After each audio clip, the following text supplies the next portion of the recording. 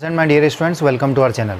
कल हमने class 12th का टेस्ट लिया था और टेस्ट थोड़ा लेंदी होने की वजह से कुछ क्वेश्चंस छूट गए थे। तो क्योंकि हमने मेहनत की थी, जैसे पेपर मैंने बनाया था, हैंडमेड पेपर है ना, तो इसमें कुछ क्वेश्चंस छूट गए थे। तो आज के इस वीडियो में उन क्वेश्चंस को हम कवर कर रहे हैं।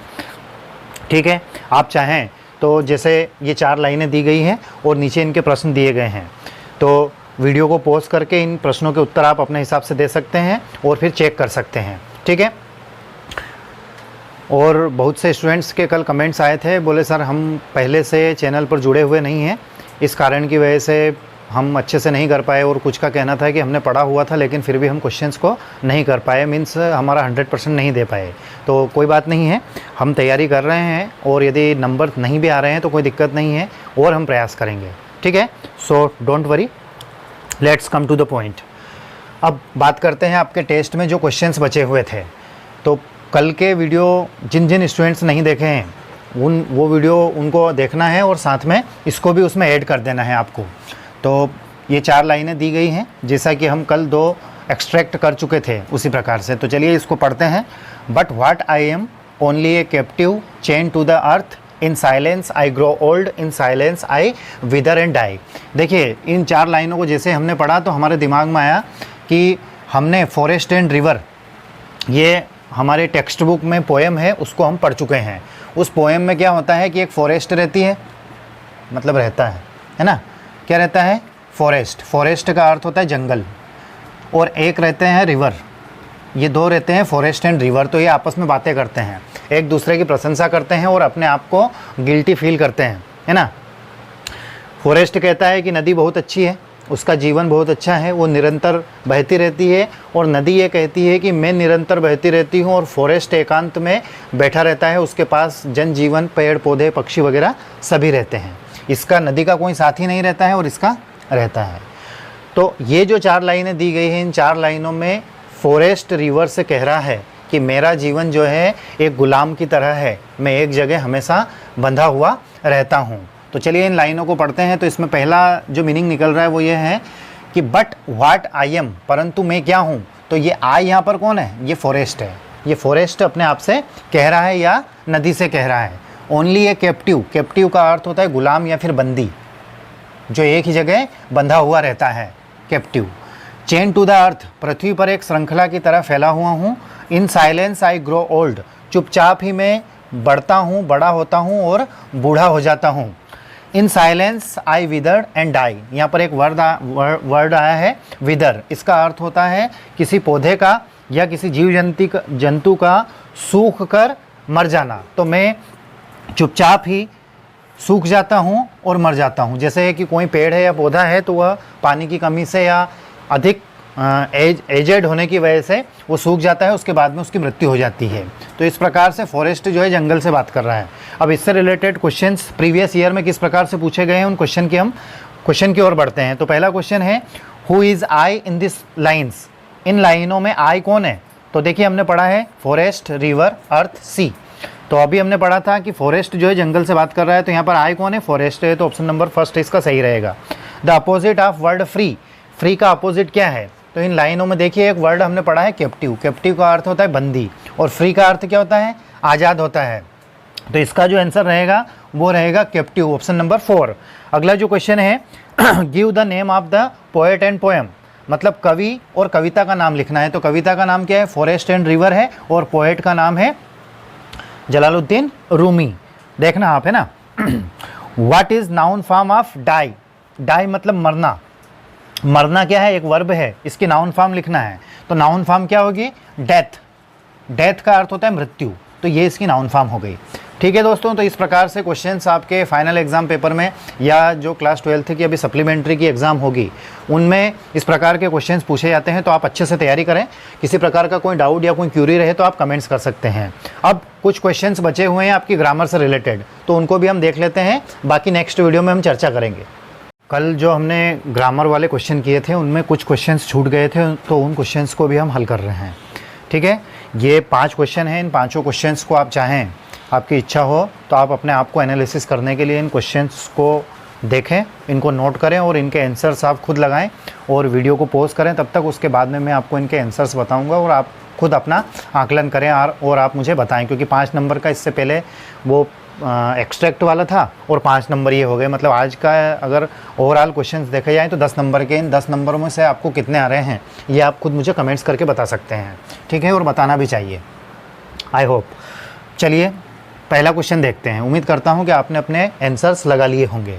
पहला जो क्वेश्चन है वह है he is too poor to pay his fees. इसमें सो दैट का प्रयोग करना है, ठीक है। तो चलिए सो दैट का प्रयोग करते हैं। तो सो दैट का प्रयोग जब हमने सीखा था उस समय हमने पढ़ा था कि वाक्य में यदि TOO2 और 2 दिया जाए और सो दैट का प्रयोग करना हो तो जहाँ पर TOO2 दिया गया है वहाँ सो लगा देंगे, TO दिया गया है वहाँ पर दैट लगा देंगे, ठीक है। और दैट के बाद में फिर हमें सब्जेक्ट के अनुसार he can not, she can not आएगा। यदि यहाँ पर ये प्रेजेंट का है तो कैन नॉट और पास्ट का है तो कुड नॉट। तो चूंकि ये प्रेजेंट का है तो लिखेंगे ही इज़, ऐसा कैसा ही TOO2 के स्थान पर सो, पुअर, अब इस TO2 के स्थान पर दैट। अब सब्जेक्ट क्या है, ही है, तो ही कैन नॉट पे हिज फीस। यदि आपने ऐसा बनाया है तो आपका आंसर सही है। अगले क्वेश्चन की ओर बढ़ें। देखिए ये सारी चीज़ें हम हमारे चैनल के माध्यम से पहले ही कवर कर चुके हैं। उन वीडियोस को यदि आपने नहीं देखा है या आप हमारे इस चैनल पर नए हैं तो हमारे चैनल को आप सब्सक्राइब करना ना भूलें, ठीक है। देखिए अगला है सी इज़ अब्सेंट, सी इज़ इल। लिखा क्या है, combined the pair of sentence using adverb clause, ठीक है। अब कुछ स्टूडेंट्स के दिमाग ठनक गए होंगे, जिसको हिंदी में कहावत है उसको कहते हैं दिमाग माथा ठनकना, मुहावरा है हिंदी में, उसका अर्थ होता है कंफ्यूज हो जाना। तो combined the pair of sentence using adverb clause, मतलब ये 2 सेंटेंस दिए गए हैं, इनको कंबाइन करना है और वो भी किससे जोड़ना है, एडवर्ब क्लॉज से जोड़ना है, ठीक है। तो आपको कंफ्यूज नहीं होना है। ये इस क्वेश्चन का आंसर आप कक्षा 9वीं से करते हुए आ रहे हैं, है ना। ये यहाँ पर उसने क्या दिया है, एडवर्ब क्लॉज दिया है। तो एडवर्ब क्लॉज का अर्थ है कि आपको यहाँ पर किसका प्रयोग करना है, बिकॉज का प्रयोग करना है। क्यों करना है, क्योंकि एडवर्ब क्लॉज के अंतर्गत आता है एडवर्ब क्लॉज ऑफ रीज़न है, ये कारण दर्शा रहा है। कैसे कारण दर्शा रहा है, देखिए बहुत सारे होते हैं, adverb clause of time, adverb clause of reason, adverb clause of purpose, adverb clause of result, ये सारी चीज़ें रहती हैं बहुत सारे। तो जब भी हम क्लॉज पढ़ेंगे तो उस समय हम आपको डिटेल में बताएंगे, लेकिन फ़िलहाल आपको कंफ्यूज करने के लिए हमने, या जो भी पेपर सेट करता है वो इस प्रकार से आपको कंफ्यूज करने के लिए दे देता है कि यदि आपको ये जानकारी नहीं है तो आप गलत कर देंगे। तो इसका आंसर जो होगा वो क्या होगा, देखिए वह अनुपस्थित है क्योंकि वह बीमार है, ठीक है। तो कारण हमेशा बाद में आता है, तो इसका आंसर क्या होगा, she is absent because she is ill. वह absent है क्योंकि वह बीमार है। तो ये यहाँ पर एडवर्ब क्लॉज ऑफ रीज़न हो गया है, ठीक। तो उम्मीद करता हूँ आपको क्लियर हुआ होगा। नेक्स्ट क्वेश्चन की ओर चलें।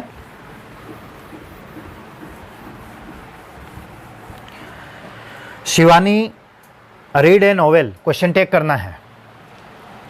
अब देखिए यहाँ पर क्वेश्चन टेक क्या होता है, क्वेश्चन टेक का अर्थ ये होता है कि जब हम क्वेश्चन टेक करें तो पूरा क्वेश्चन पहले तो ऐसा कैसे लिख दें, आंसर के रूप में लिख दिया, शिवानी रीड ए नॉवेल, ठीक है। अब यहाँ फुल स्टॉप था, फुल स्टॉप को सेमी कॉलम में मीन्स कोमा में परिवर्तित कर दिया, कोमा में परिवर्तित कर दिया। उसके बाद में हमें यह देखना है कि दिए गए सेंटेंस में कौन सी हेल्पिंग वर्ब लगेगी और हेल्पिंग वर्ब की contracted form means negative short form हमें लिखना है। तो देखिए वर्ब है यहाँ पर रीड, इसकी तीनों फॉर्म एक जैसी होती है। तो देखिए यदि प्रेजेंट का होता तो यहाँ एस लगा हुआ होता, क्योंकि शिवानी सिंगुलर है तो एस लगा हुआ नहीं है, मतलब दिया गया सेंटेंस किस टेंस का है, पास्ट का है। अब पास्ट का है तो पास्ट में हेल्पिंग वर्ब कौन सी लगती है, डिड लगती है। अब डिड की नेगेटिव शॉर्ट फॉर्म होगी डिडंट। और शिवानी जो है, शिवानी को हम डायरेक्ट यहाँ शिवानी नहीं लिखेंगे, हम शिवानी के स्थान पर लिखेंगे शी, प्रोनाउन का यूज़ होता है, और क्वेश्चन मार्क, ये आपका क्वेश्चन टैग हो गया है। इस प्रकार के वीडियोस यदि आपने नहीं देखे हैं तो उन वीडियोस को देखने के लिए आप प्लेलिस्ट में जाइए और वहाँ पर सारे वीडियोस आपको मिलेंगे, चाहे वो क्वेश्चन टैग का हो, नो सूनर देन का हो, इफ अनलेस का हो, कोई सा भी हो। अगला है unless she comes I will teach, यदि वह आती है तो मैं उसे पढ़ाऊँगा, ठीक है। अब इसमें क्या करना है, हमें विल, माफ़ कीजिएगा, इफ़ का प्रयोग करना है। तो इफ़ का प्रयोग कहाँ होता है? जहाँ पर अनलेस दिया हुआ रहता है, अनलेस को हटाकर हम इफ़ का प्रयोग करते हैं। तो इफ़, अनलेस हटा दिया, इफ़ अनलेस के स्थान पर क्या लगा दिया? इफ़। अब देखिए इफ़ जब भी आता है तो इसके साथ में मतलब इफ़ हम लगा रहे हैं और अनलेस को हटा रहे हैं, तो अनलेस अपने आप में नेगेटिव है, तो इफ़ के साथ साथ हमें नेगेटिव अर्थ देने वाले शब्दों को भी लाना पड़ेगा। तो क्या हो जाएगा? इफ़ सी। अब वो आता है वर्ब के अनुसार, तो कम से है मतलब वर्ब की फर्स्ट फॉर्म में एस है ना, वर्ब की फर्स्ट फॉर्म में एस मतलब प्रेजेंट इंडेफिनिट, तो उसमें हेल्पिंग वर्ब क्या आएगी? Does not. अब एस हट जाएगा, कम, आई विल नॉट, सॉरी इधर भी यहाँ पर नॉट आएगा है ना, टीच। ये क्वेश्चन क्या था? Unless she comes I will not teach. तो ऐसा कैसे यहाँ रहेगा? Unless she does not come I will not teach. आज के इस वीडियो का लास्ट क्वेश्चन है, ये है सब्जेक्ट वर्ब एग्रीमेंट के ऊपर, है ना। ये चीज़ें भी हम हमारे चैनल के माध्यम से कवर कर चुके हैं। सब्जेक्ट वर्ब एग्रीमेंट क्या होता है? देखिए कि सेंटेंस क्या है? ए ब्लैक एंड वाइट काऊ रिक्त स्थान ग्रासिंग, मतलब आपको ई जे एम आर में से किसी एक हेल्पिंग वर्ब का प्रयोग करना है। तो देखिए इज जो है वो सिंगुलर के साथ में आता है, जैसे ही सी इट नेम। एम जो है आई के साथ में आता है, और आर आता है प्लूरल के साथ में, जैसे वी दे यू। ठीक है, तो आपको ये चेक करना है कि यहाँ पर जो सब्जेक्ट है वो सब्जेक्ट सिंगुलर है कि प्लूरल है। ए वाइट एंड, माफ कीजिएगा, a black and white cow grazing. देखिए कुछ स्टूडेंट ने हो सकता है कि आर लगा दिया हो, आर जिन्होंने भी लगाया उनका आंसर गलत है। यहाँ पर इज आएगा। इज क्यों आएगा? क्योंकि ये ब्लैक भी नाउन है और वाइट भी नाउन है, ये दो नाउन है। तो दो नाउन है और दो नाउन में से एक नाउन के पहले आर्टिकल लगा है और बीच में एंड लगा है, तो इसका मतलब ये है कि ये ब्लैक एंड वाइट गाय जो है वो एक ही है, दो गाय नहीं है, ये एक ही गाय है, तो इसलिए यहाँ पर इज आएगा। यदि यहाँ पर ऐसा होता कि ए ब्लैक एंड ए वाइट काऊ, तो फिर आर होता, मतलब ए ब्लैक एंड ए वाइट काऊ मतलब दो गाय घास चर रही है। ए ब्लैक एंड वाइट लिखा हुआ है मतलब एक गाय जो कि काली और सफ़ेद है चर रही है, तो क्या आएगा? इज आएगा, मतलब सब्जेक्ट यहाँ क्या है? सिंगुलर है। ठीक है दोस्तों, तो ये क्वेश्चंस थे। आपने यदि आपके आंसर्स लगाए हों तो आप मुझे कमेंट्स करके बता सकते हैं, और भी ऐसे वीडियोस के लिए हमारे चैनल को आप सब्सक्राइब करें, और सब्सक्राइब करने के बाद में आपके फ्रेंड्स, रिलेटिव्स, क्लासमेट्स के पास शेयर करना ना भूलें। ठीक है दोस्तों, अब नेक्स्ट टाइम जब भी हम आपका लाइव टेस्ट लेंगे या लाइव क्लास रहेगी तो मैं आपको पहले ही इंटीमेट करा दूंगा, जानकारी दे दूंगा। तब तक के लिए आप घर पर रहें, सुरक्षित रहें और अच्छे से तैयारी करें। Thank you very much for watching.